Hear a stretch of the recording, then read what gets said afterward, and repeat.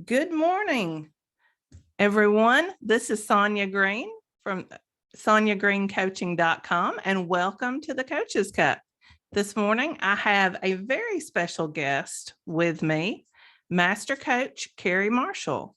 And Carrie and I know each other from the Life Coach School. She was actually one of our mentors when Judith and I went through the Life Coach School.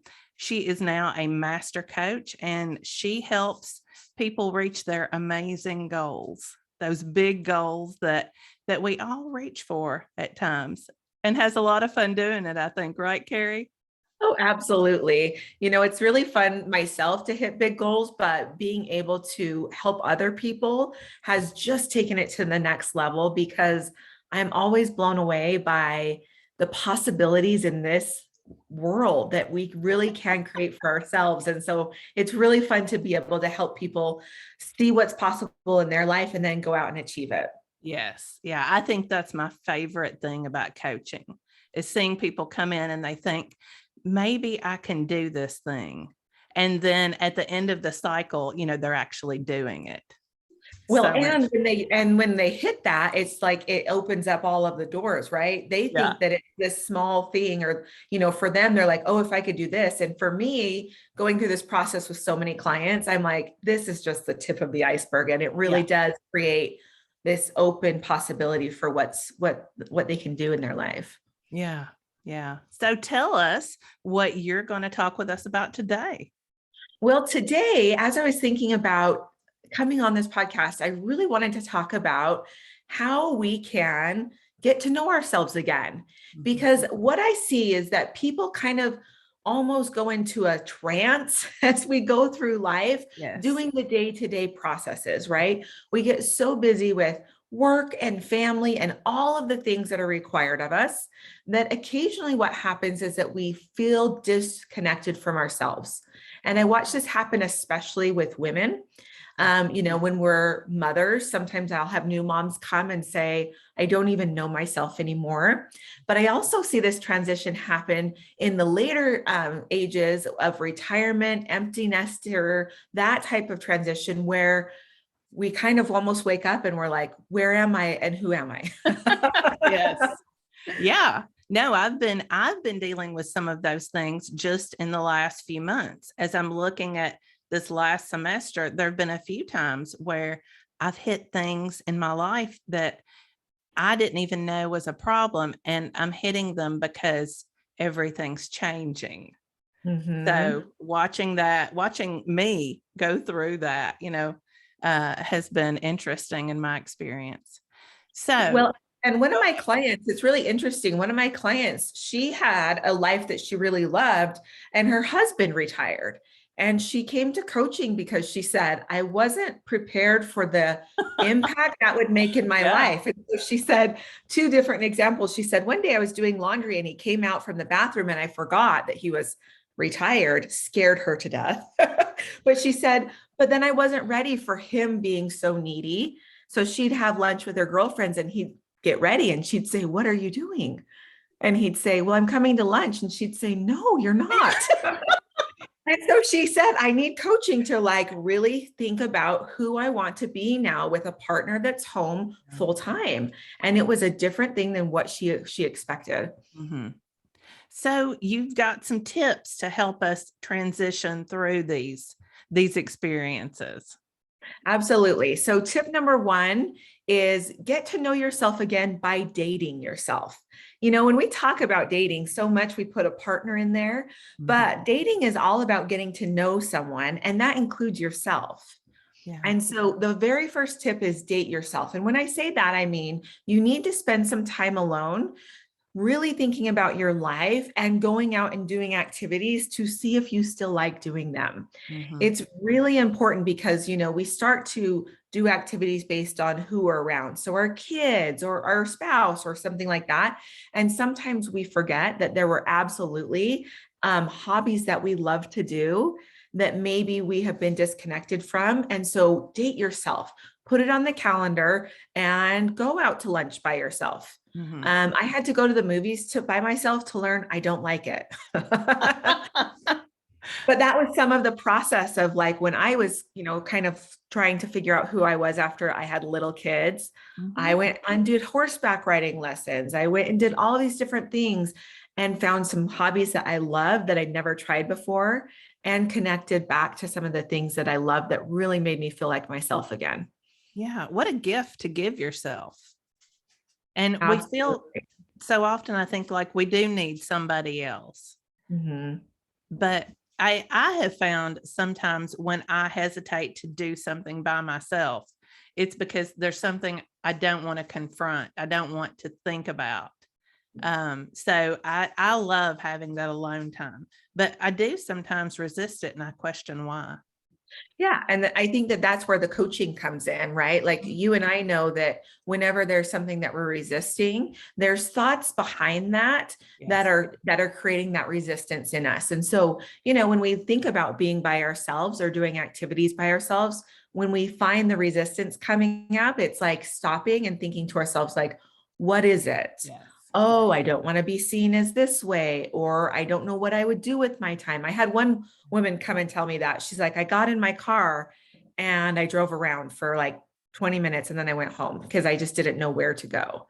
And that's where we're seeing that thoughts are creating that resistance or that block of actually getting to know ourselves again. Yeah.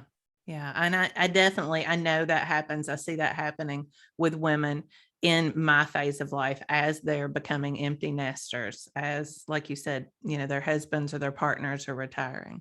Mhm. So, Yeah. So tip number 2 is really look at expectations that you have of yourself and that other people have of you. mhm, And this is one of the biggest ones that I see with women, once again, is that we see expectations of who people think we are supposed to be at different stages of our life.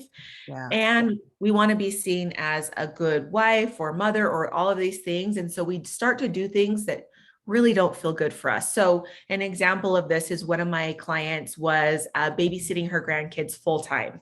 Mhm. She really didn't like it. Yes. it didn't fit for her lifestyle, but she wanted to help out and she didn't know how to talk about her own expectations. But Mhm. then she was doing it for one child, and then another child was like, well, mom does this. So, and she had to finally say, I'm not doing it for anyone anymore. Yeah. But she had to work through those expectations. And so when we talk about expectations, the one thing that we want to see is what, once again, do I want to do? And then what am I feeling like I need to or have to do? Yeah. Yeah, because there's two sets of expectations, right? There's the expectation that in that case that our children have, but there's also our own expectations and we feel like we have to put those away so often. Well, and that once again comes back to really looking at allowing other people to have thoughts and feelings about you Yes.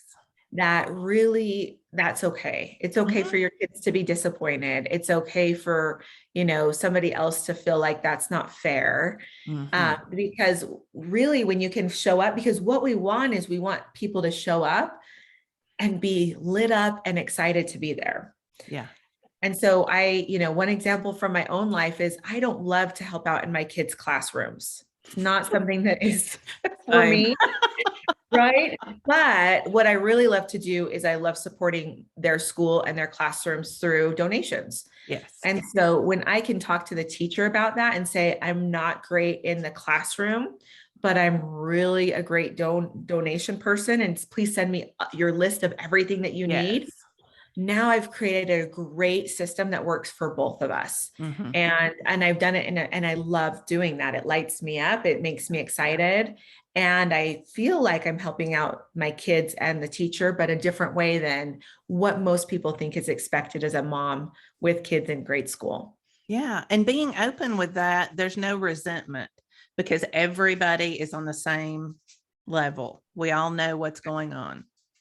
Well, and the other thing is just really reminding yourself when you have expectations with family members. One of my favorite thoughts is like, they're going to figure this out. Mhm. So, my parents are, you and I were talking about this, but my parents are right at that stage of my dad retiring soon.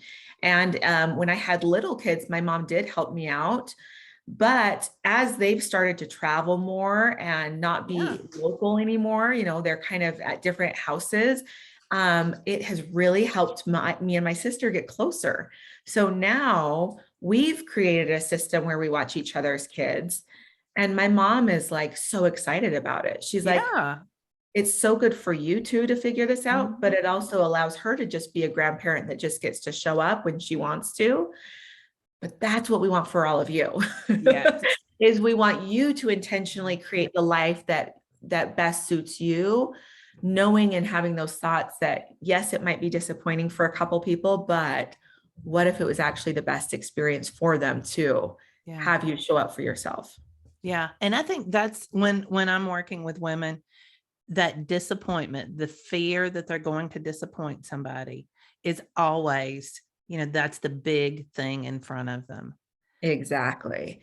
It is. And it's that belief that we are supposed to Mhm. take care of everyone. And Yes. it's that belief that if we have disappointed someone, then that's directly our fault, instead of really going back to what you and I have been trained in, which is disappointment is a feeling caused by a thought that someone else is having. So disappointment can never rest on your shoulders from somebody else. You Yes. can only take accountability for your own disappointment. Mhm. And how freeing is that? It is amazing.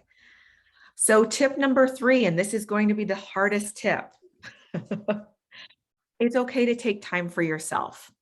Yes. Now, it is so, I watch my own calendar, I watch my clients' calendars, we'll talk about taking time for yourself, scheduling it, doing everything. But this is the one place that most people are willing to drop in order to take care of other people.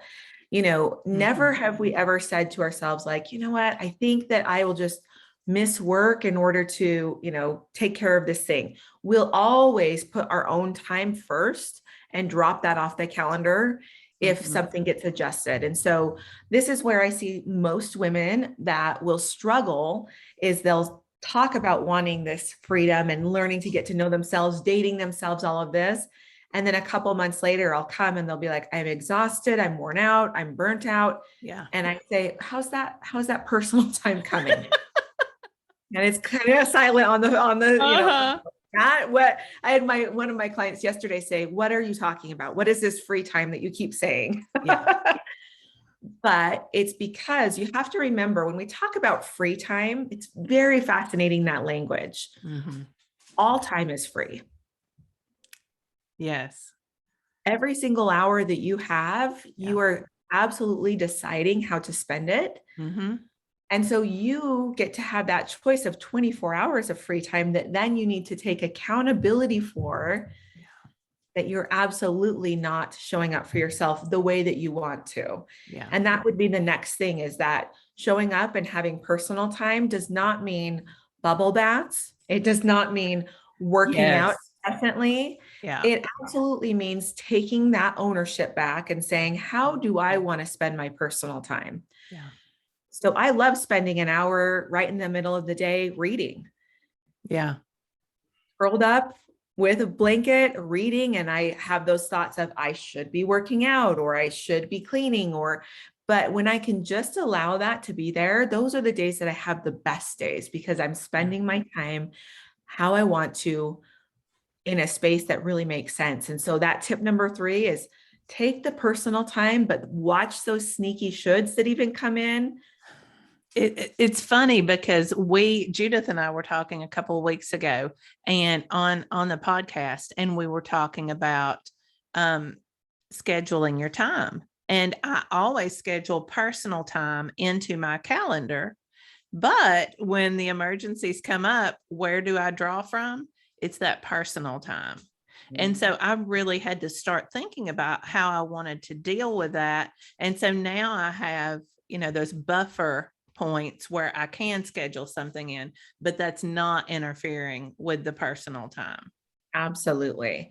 And Yeah. the one thought that really helps me with the personal time and not taking away from it, if it's really not an emergency, is how would I show up if my favorite person, like a client, was coming to read a book with me. And so when I do that and I put that person on the couch with me, there's no way I'm not going to show up for that. Yeah. And so that's always helped me, so that when my kids call or need something, I'm like, oh yeah, you can do that. You know, I can take that down to the school after my personal time. It's not going to be a problem for them to get it 20 minutes later than what they need. So that's really, really been helpful. That helps with that last step with expectations, because you're setting an expectation for everyone. This is my time, and I'm not going to take that, I'm not going to just fill it up with everyone else's needs. Exactly. And that just kind of leads into tip number 4, which is you should be having a lot of fun with your life. Amen.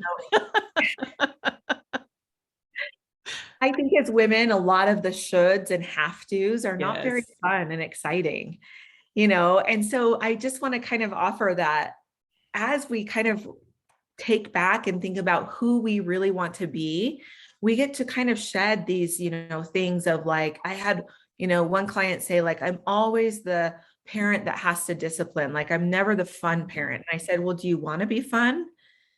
And she said, well, yeah, kind of, but I have to do this part. And I said, yeah, you really don't have to.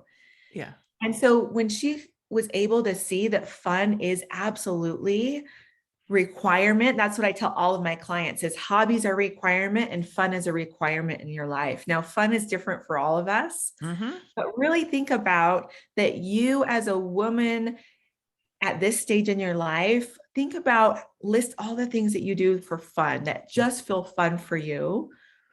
And if there's only 1 or 2 things, I want to offer that is a space to really spend some time in your life, is creating fun that just lights you up is going to make you come back to yourself faster than anything else.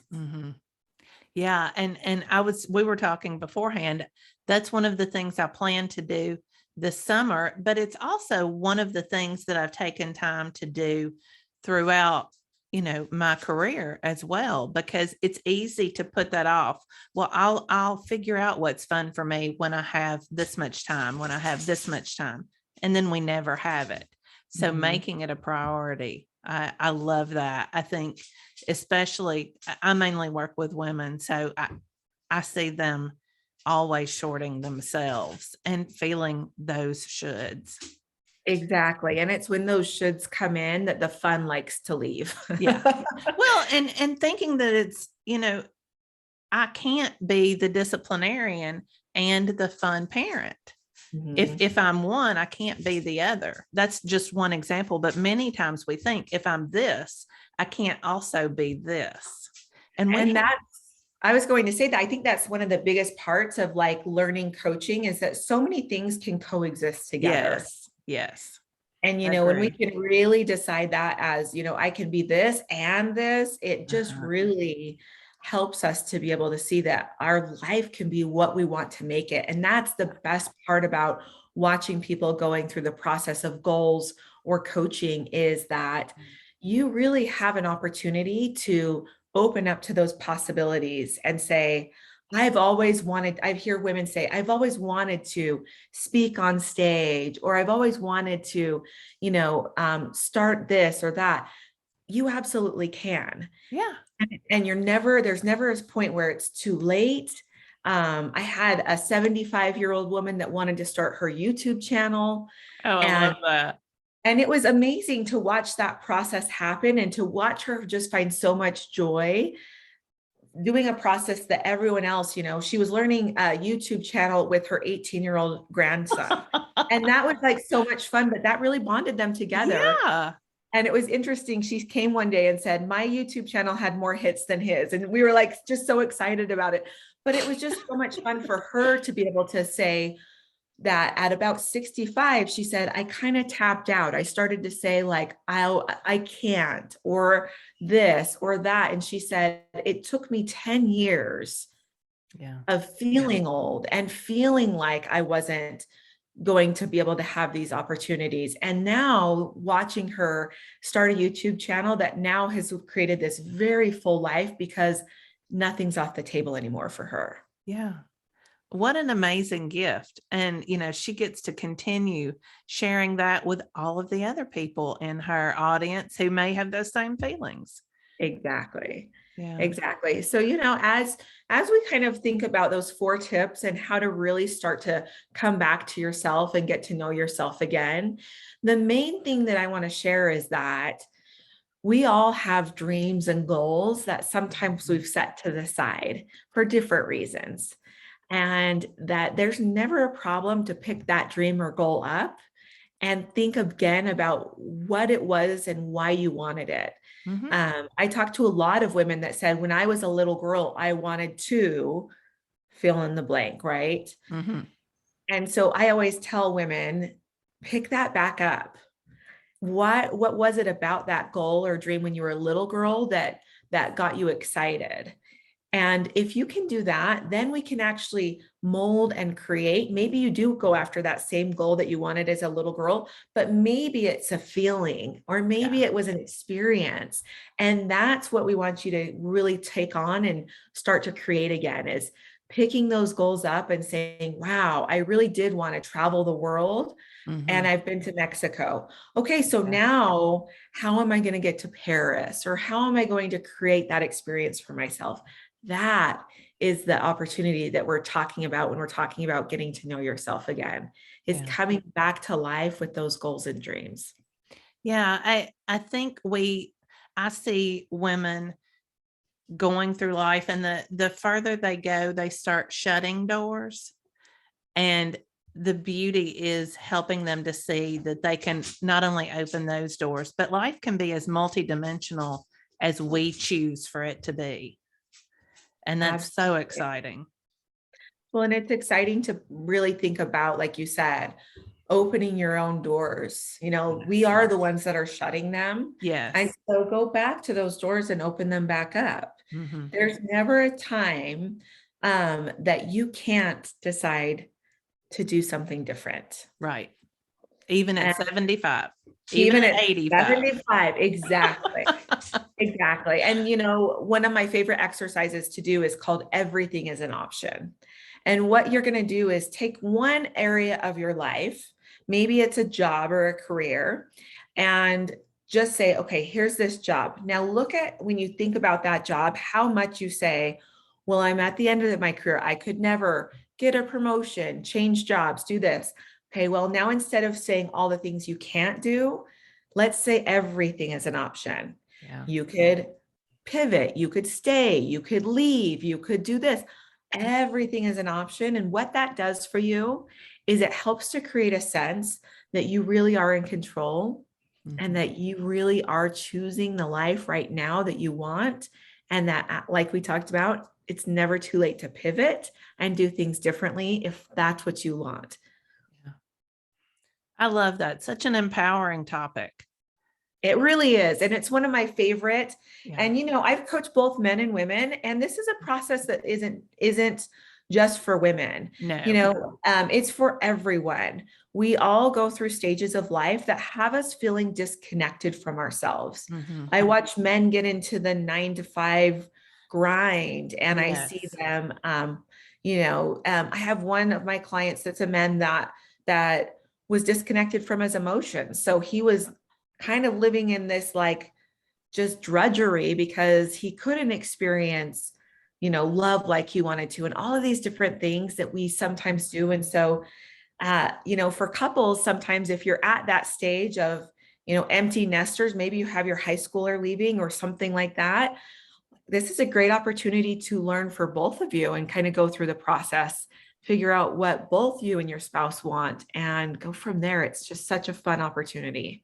Yeah. And as a couple, that can be even more exciting because you're figuring it out together and kind of throwing off the cultural expectations. I think you're Absolutely. right. I think men sometimes do feel the cultural expectations, maybe certainly as much as women, but maybe even more. Absolutely. And even just personally, it's been so empowering for my husband and I to just decide what Yes. business, having two of us do our own businesses, looks like, and Yeah. then having family included in that. And it doesn't look like our neighbors. Right. Our Right. lifestyle looks very different than a lot of people that we're surrounded by, but having that ownership for ourselves means everything because now we get to create a lifestyle that we love to live. Yeah. Yeah. It's not about comparing it to anybody else's. Nope, because that's when the fun's stripped away. Yes, It's exactly. a lot of fun to be yourself and do life your way, Hmm. and then watch what experiences come out and that you're able to have because you're willing to come back to yourself, figure out who you are, own it, and then go and create a life that's so much fun. Yeah. That is amazing, Carrie. Thank you so much. You're so welcome. So great to be here with you. Yeah. If people want to get in touch with you, how do they find you? Well, the best place to find me is on Instagram at Drive Your Thoughts Coaching, but you can also find me at driveyourthoughts.com and at my podcast, Drive Your Thoughts Podcast. Awesome. All right. And if you're looking for coaching from me, you can find me at sonyagreencoaching.com or on Instagram at Sonya, SONYA _ green coaching. All right. Thanks again, Carrie. I appreciate it so much. You're welcome. We'll see you next week, folks.